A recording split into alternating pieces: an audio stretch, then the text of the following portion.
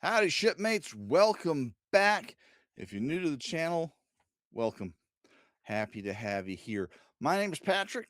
I have been a freelance writer in the RPG industry for way more years than I actually care to count. Way more. And sometimes it shows. Ah, tonight we are going to be talking about, as the name of the channel suggests, Star Trek. Specifically, the Allies and Adversaries Sourcebook for Star Trek Adventures, 2nd edition by Modiphius Entertainment. Before we do that, however, the usual requests. We'd like you to like, subscribe, do all the YouTube things, and we ask that because it really does help out.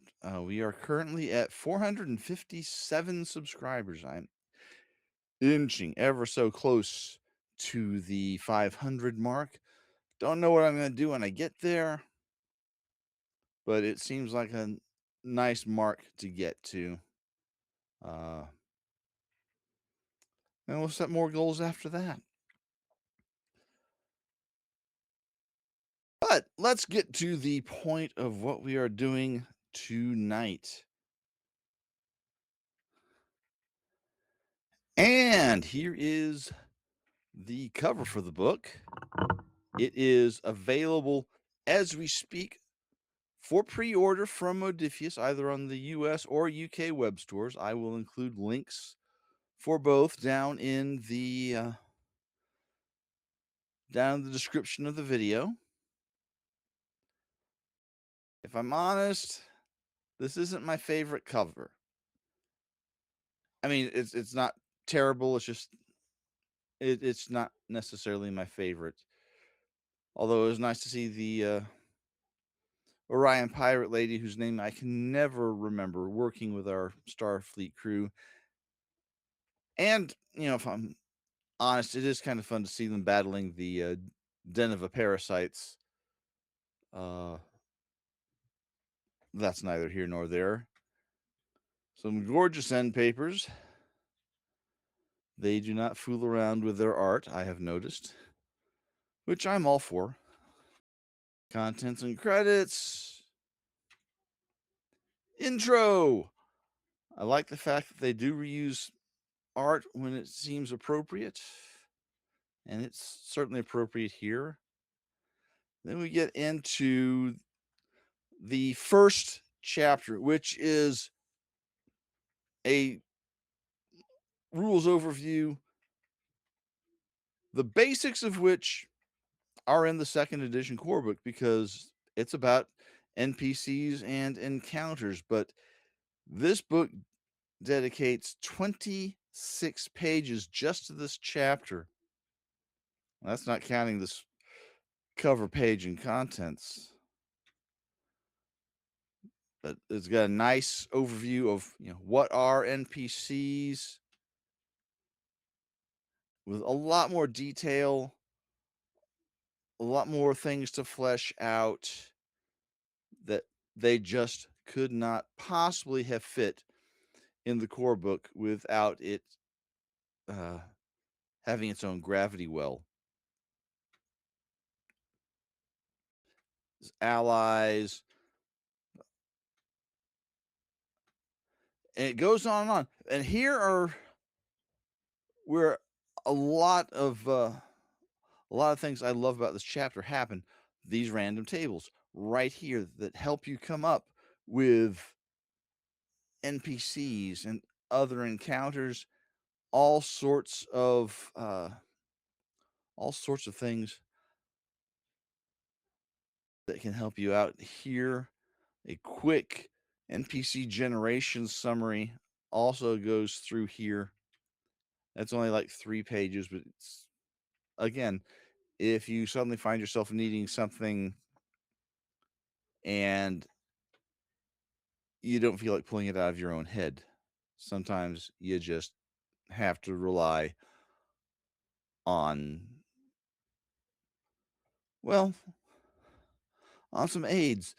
And that's what this book is really all about, helping you flesh out your encounters and expand on the roster of NPCs and creatures. We'll get to that in a few minutes. But the NPCs and creatures, this is it's a 136 page PDF. Consider it a huge chapter in the core book, if you will. Uh, but it comes with a lot of NPCs.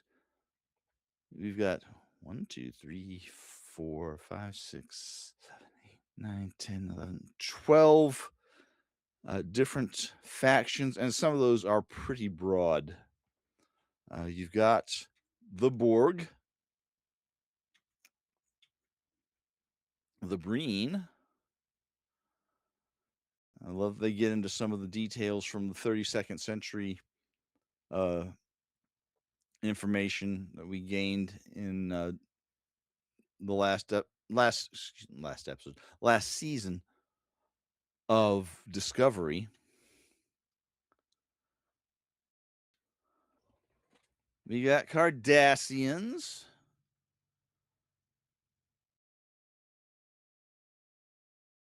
We've got the Dominion. Now, one thing all of these sections are doing, they're providing you minor NPCs, notable NPCs, a few named major NPCs.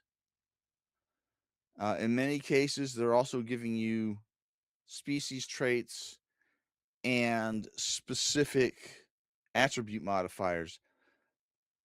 I'm not quite sure how to handle this in my personal little species index, but I'll worry about that in the future. I've got way too much on my plate right now for that to really be too prominent in my mind. But like I said, we've got the Dominion, and when we say the Dominion, we mean Jem'Hadar, Vorta, and Founders. They've got NPCs for all of those. Ferengi.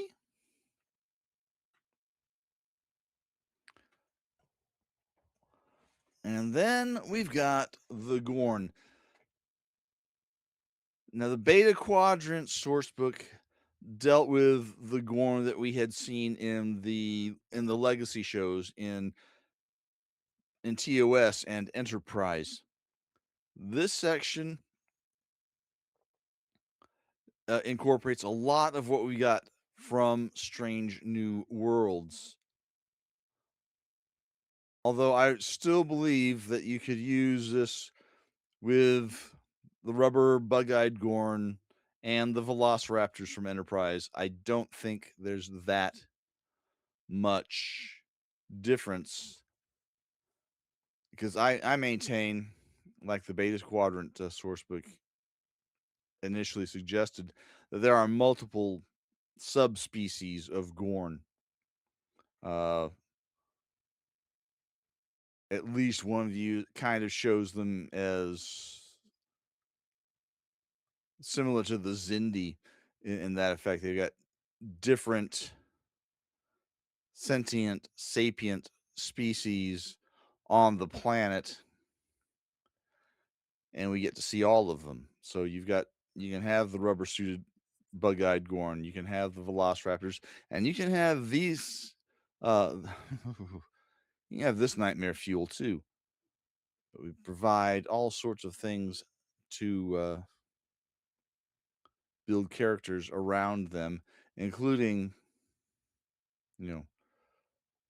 some time ravaged veterans of a variety of campaigns. Now, here's one of the things that I really enjoy about this. This is independence. No real, they're not the Gorn hegemony. They're not the Federation. They're not the Romulan Star Empire or the the Romulan Republic or the whatever fragment of the Romulans you want to deal with. They're not the Klingons. They're independents, but they can be a lot of different things. Because in this section, all the minor and notable NPCs, while they are presented as humans in this book, no attribute modifiers have been applied to them. So before you use them, you would apply +1 to any 3 attributes if you keep them as a human. Or you can change that trait from human to Vulcan, apply the Vulcan modifiers. Klingon, change the trait to Klingon, apply the Klingon modifiers. And that, to me, is a huge plus for flexibility because, there's 70, 80 species that I can think of listed in the core rulebook and the species source book, which we have discussed before. I'll include a link to that to the review of that book. So this is just a remarkable thing to have these. The major NPCs obviously are going to be fully statted out. They're going to have their species modifiers applied, but you can still reverse engineer them if you want to do that. More Klingon NPCs.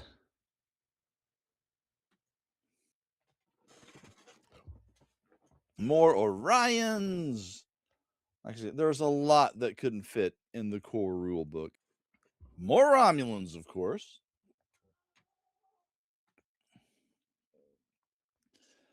Including some information on the Co-op Milat. The Tal Shiar, of course. Tholians. The Tholian Assembly.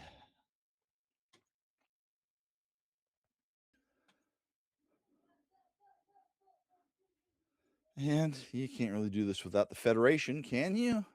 The United Federation of Planets.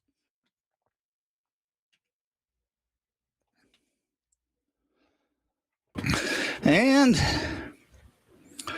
just like they did with NPCs, they give us a few more creatures to fit into your Star Trek Adventures campaign that would have taken up a lot of space, additional space in the core rulebook, including the spider cow from Lower Decks.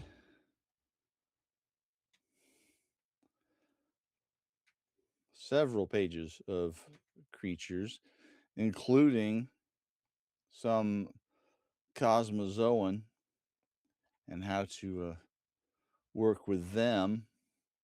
And then we get to something they just didn't have in the core rule book.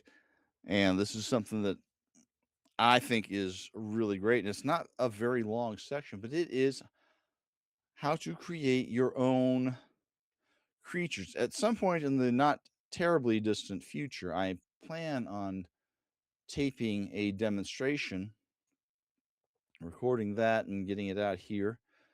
Not sure what critter yet I'm going to work with, but it's a very quick and simple process. It's about 6 pages or so. Maybe, okay, a little longer than that. But it's not very many pages until we get to the index. And of course, more cool end papers and the back cover. And that, as they say, is that. I am going to give this one 8 out of 10. Like I say, I wasn't in love with the cover, and I don't want to imply that it's not a good cover. It's a nice piece of art. It's just not. It's just not my cuppa. And something that was really kind of out of its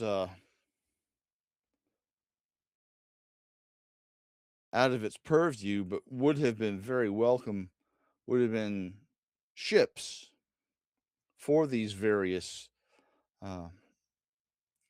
factions that we find.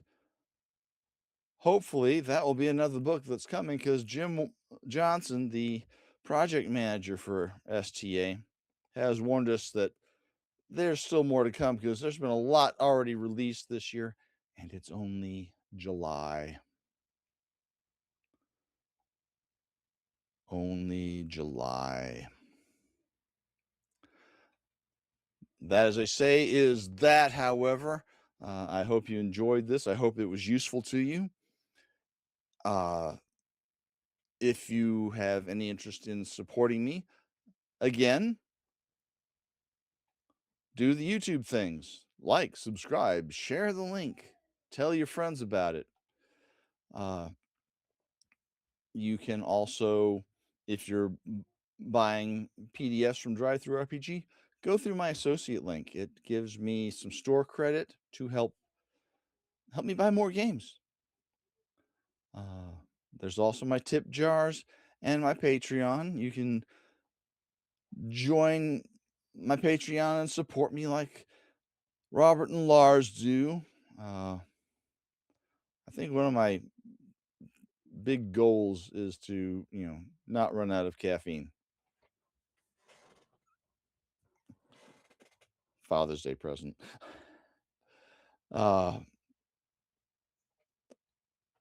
But I appreciate all of you. Thank you so much for coming in and watching. And I hope you continue to show up and watch. I hope you will, like I said, tell your friends, point them in this direction. Got a lot of things planned. I think I showed you the production schedule in the last video. Not much has changed, except something got crossed off. But in the meantime, guys, thank you for coming by. Live long and prosper. And see you on the next one. Good night.